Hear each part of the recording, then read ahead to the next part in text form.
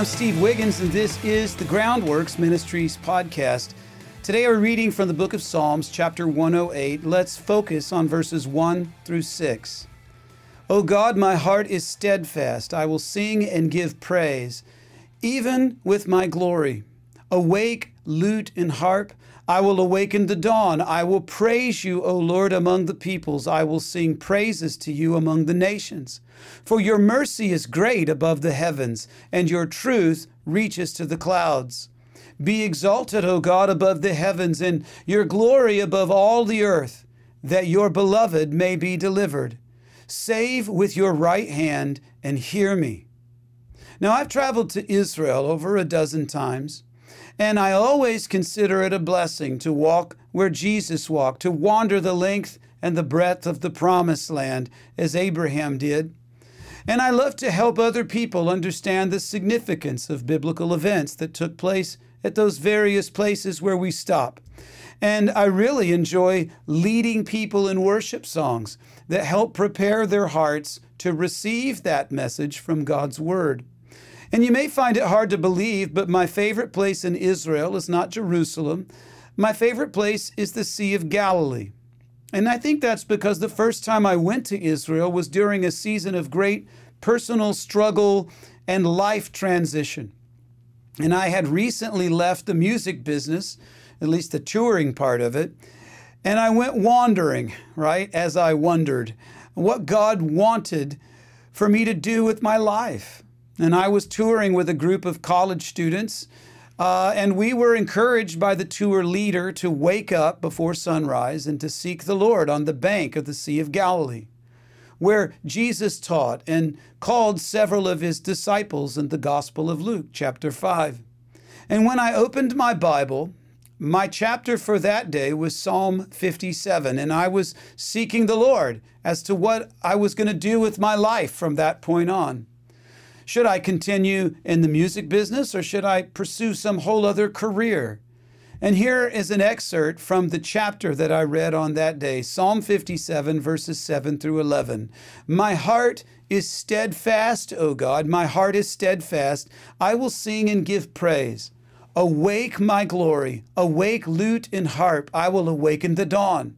I will praise you, O Lord, among the peoples. I will sing to you among the nations. For your mercy reaches into the heavens, and your truth into the clouds. Be exalted, O God, above the heavens, and let your glory be above all the earth. A year later, I sat in the exact same spot on the shore of Galilee. And here I am just reading the Bible at that time, 2-3 chapters a day, just really soaking up the Bible. And when I went a year later, sitting on the same place at the shore of the Sea of Galilee and praying, as the sun rose, I opened my Bible to that day's chapter, and it was today's Psalm, Psalm 108. And what was God's message to me a year later? It was the exact same message as the year before, but in a whole other psalm. Is that random? I don't think so.